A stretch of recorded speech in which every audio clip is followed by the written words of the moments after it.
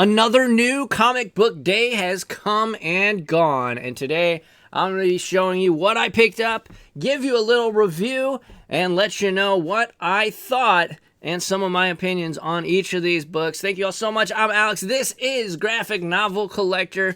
Thank you all so much for watching. Like, comment, and subscribe if you're interested in comic books, graphic novels, and to see my reviews and kind of video essays on different comics. But let's not waste any more time. Let's jump into this one. First up, we have a small press book. This is the Immortal Stingray by Aaron Walther and art by Brandt.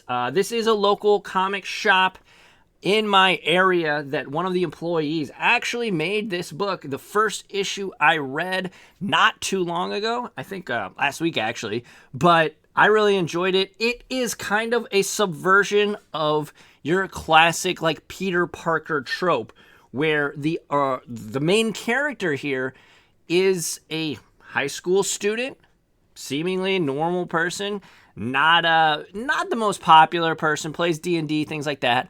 But the twist here is the Immortal Stingray is a bad guy. So in the previous issue, the Immortal Stingray got caught by basically what is this world's version of Spiderman. Now, it's not like a Spider-Man kind of character, like his abilities aren't spider-based, but it was still interesting. And this is also really great because it plays into the whole social media side of what a character or a superhero would be in the real world today. And there's basically like the Justice League or the Avengers, but they're all like trying to promote themselves, and they're talking about the views and things like that. So I really like it. I'm not sure if you could really get this near you, but I did want to shout this out. The Immortal Stingray, it's an enjoyable book, and the writer's a good dude, and I'm really liking it. So the Immortal Stingray, first on today's little review. Next up, we have Black Cloak issue. What is this? Issue number 7. I fell off this a little bit, and I have not read this one. But basically, if you've been following along, and I think this book took a little bit of a hiatus, there was a big murder. I don't want to show too much because some of this stuff is kind of graphic, but I am absolutely loving the art. It is by Kelly Thompson and Meredith McLaren, and Becca Carey on the colors.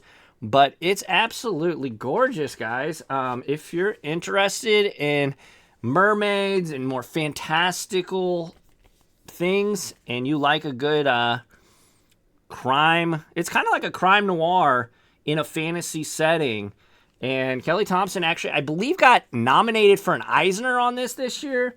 So absolutely gorgeous. You can see the word murder right there on the, like, we are not hiding what this issue is about. I haven't read it yet, though, but I suggest checking it out. Black Cloak has been great so far. Moving on, we have one of 2 Hickman books. We've got Hickman and Chichetto, The Ultimate Spider-Man number 8. And holy smokes, guys, this book is finally, and I say finally, but it's been like the last 3 or 4 issues. The last several issues have been picking up. I like Hickman, and I really like Chichetto, but sometimes Hickman likes to meander and not get to the meat of the matter in the story. But we are finally to the point in the story where things are happening. Things are happening. So in this world, Ben Parker, that's right, the one and only Uncle Ben, is alive. So if you didn't know that, I guess spoiler alert, they're on the 8th issue. If you're not reading this comic, you should be. But yeah, Ben Parker's alive, and basically, I mean, it's a new Ultimate Universe, and Tony Stark is here. He's dropping in, telling Harry, who is Green Goblin, and at this point, they are both, well, Green Goblin is a good guy still. Not sure, obviously, if he's going to turn. I can only imagine. But basically, in this scene, it was pretty funny. Tony Stark's telling Peter and Harry, like, about their rankings on the maker's list of of like threat level to the world, to the society that the maker made, because this whole thing is like basically his design. And Peter is like the top dog. Like, if things were to go horribly wrong for the maker and this world be ruined, Peter Parker, Spider-Man, is going to be the reason. And then Harry asks, and they're like, Tony's like, yeah, no, you're not even on the list at all. So some jealousy, some seeds of jealousy. I know how Hickman loves to plant seeds and they have big payoffs later in the arc or in the story. But Ultimate Spider-Man, if you're not reading this book, you absolutely should be. It is one of the best, in my opinion, books going right now. I don't read a lot of mainstream stuff, but man, Spider-Man, very near and dear to my heart. Moving on, though, to the next one, we've got Stand Still. Stand Still by Lee Lockridge. Sorry if I butchered that. And Andrew Robinson. And this is an awesome book. Shout out to Rockin' Robbie. I saw his review of it, and that's what made me get it from my local comic shop. But we have some really great art, and this book is thick. It's thick with it, and I really love the art and how few panels. It's kind of like manga, where there's only like 4 or 5, sometimes even 1 panel on a page, and it really keeps things going. There's not a ton of dialogue. There's not a ton of exposition. There is a lot of action, and we have our main character here who's basically got a watch that can time stand still, and he does some things. He interacts with the biker gang in the first couple pages, and it gets crazy. I'm not going to spoil it. You have to read this if you are a fan of, good comics. This was a great comic. There wasn't too much exposition. You know how first issues can kind of muddle things down in the world building, but no, this book did an excellent job of really showing us what in the world it's about, no pun intended, and it hits the ground running, and it is awesome. It's action-packed, and there is some conflict. Like, the main character and his girlfriend she's leaving him, and he's got to figure out a way to try and keep her around. It's really good. Stand Still. If you're not aware, I'm putting you on it. Go check it out. Your shop may still have copies on their walls. Next up, and this is the one. This is the one, right? I, of course, got the Red Band edition. This is Wolverine Revenge, and Greg Capullo drawing Wolverine. It's hot, guys. It is super hot. I love it. This story is dope. And back to Hickman meandering around with the story. He doesn't do that here. He doesn't waste any time. You get straight into the business.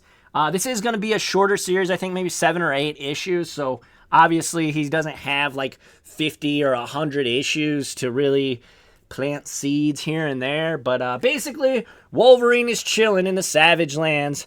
And there's a T-Rex. It's awesome. But all of a sudden, Nick Fury shows up and ruins his vacation. And he enlists the help of several different Avengers. They've got, of course, Cap and Winter Soldier. But holy smokes, guys. The art, I got to show you some of these panels. I don't want to show too much. But the art, let's show Wolverine.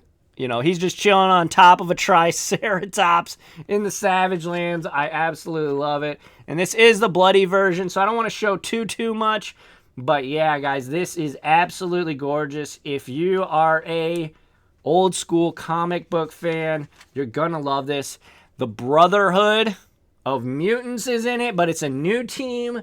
May or may not be Deadpool. You know, they're going to throw Deadpool in a lot of books right now, especially with Wolverine. But I absolutely loved it. Deadpool, I've noticed that Deadpool, in my opinion, recently, I've not been too hot on him. I love the movie.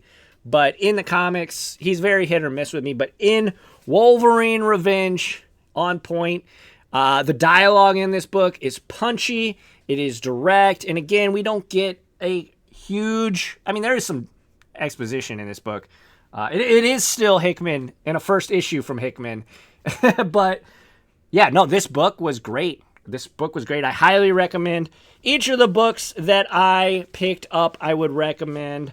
First of which would be probably either Spiderman or Wolverine. And shout out again to Aaron Walther.